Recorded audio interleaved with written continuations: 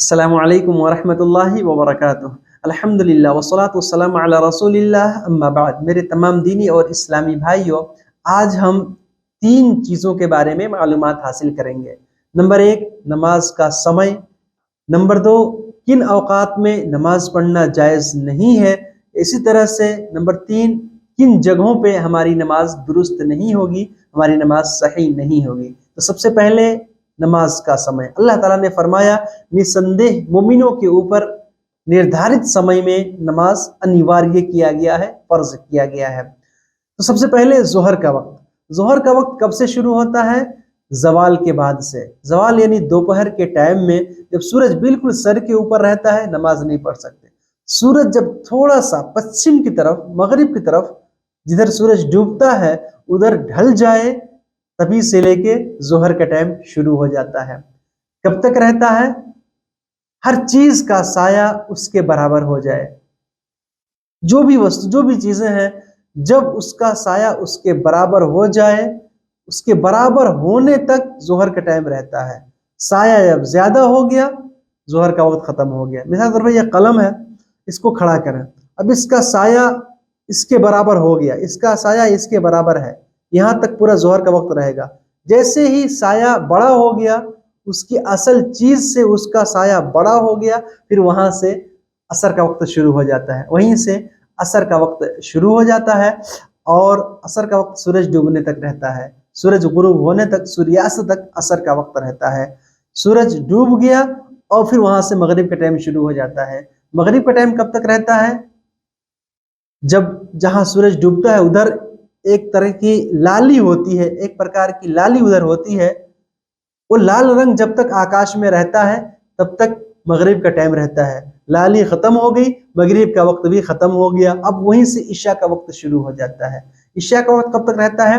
آدھی رات تک۔ آدھی رات کا مطلب یہ نہیں 12 بجے تک، بلکہ اب رات کتنے گھنٹے کی ہو رہی ہے؟ اگر 14 گھنٹے کی رات ہو رہی ہے تو 7 گھنٹہ ملائیں گے، اور جب سورج ڈوب رہا ہے اس ٹائم سے لے کر کے یہ 7 گھنٹہ پورا کاؤنٹنگ کریں گے، تو یہ جب تک 12 بجے، 1 بجے یا 11 بجے، جب تک یعنی آدھی رات جو ہے، مغرب سے لے کر کے فجر تک، مغرب یعنی سورج ڈوبنے سے لے کر کے سوریہ ادے تک جتنے گھنٹے کی رات ہو رہی ہے اس کا آدھا کر کے یہ ملائیں گے، جس وقت تک 12 بجے، جب تک یہ نہیں آدھا یہ پہنچ رہا ہے اس ٹائم تک عشاء کا وقت رہتا ہے۔ آدھی رات تک عشاء کا وقت رہتا ہے۔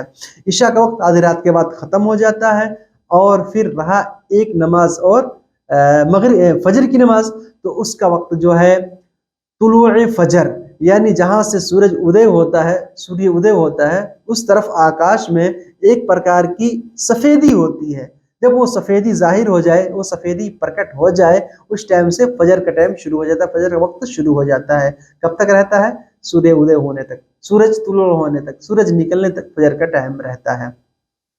تو میرے بھائیو، مختصر میں ہم نے نماز کے اوقات کے بارے میں معلومات حاصل کر لی۔ آئیے اب جانتے ہیں کہ کن وقت میں نماز پڑھنا جائز نہیں ہے۔ تو سب سے پہلے فجر کے بعد، فجر کی نماز ہم نے پڑھ لی، اب سورج نکلنے تک ہم کوئی نفل نماز نہ پڑھیں۔ اسی طرح سے زوال کے ٹائم میں، زوال کا ٹائم یہ دوپہر کا ٹائم ہوتا ہے، جب سورج بالکل سر کے اوپر رہتا ہے، بڑا مختصر، یعنی بہت چھوٹ کری، بہت چند لمحوں کے لیے ٹائم ہوتا ہے، اس ٹائم میں بھی کوئی نماز پڑھنا جائز نہیں زوال کے ٹائم میں، جب تک کہ سورج ڈھل نہ جائے۔ اور تیسرے نمبر پہ عصر کے بعد، عصر کی نماز ہم نے پڑھ لی، اب مغرب تک جو ہے ہم کوئی نفل نماز نہیں پڑھیں گے۔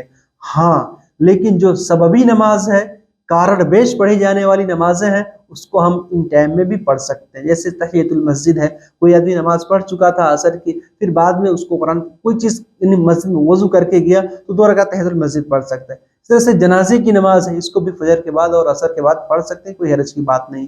اسی طرح سے چاند گرہن اور سورج گرہن کی نماز، چندر اور سوریہ گرہن کی نماز بھی پڑھ سکتے ہیں ان اوقات میں۔ اس طرح سے طواف، جب ہم خانہ کعبہ کا طواف کرتے ہیں تو طواف کی جو 2 رکعتیں ہیں ان کو بھی ہم عصر کے بعد پڑھ سکتے ہیں، کوئی حرج کی بات نہیں، کیونکہ یہ سببی نماز ہے، یہ کارڑ بیش پڑھی جانے والی نماز ہے۔ اس طرح سے 2 رکعت تحیۃ الوضو، اس کو بھی ہم پڑھ سکتے ہیں۔ اور اس طرح سے ایک خاص بات، جو ہماری نمازیں قضا ہو گئی ہیں، تو قضا نمازیں بھی ان اوقات میں، ان نشیدت سمے میں ہم پڑھ سکتے ہیں۔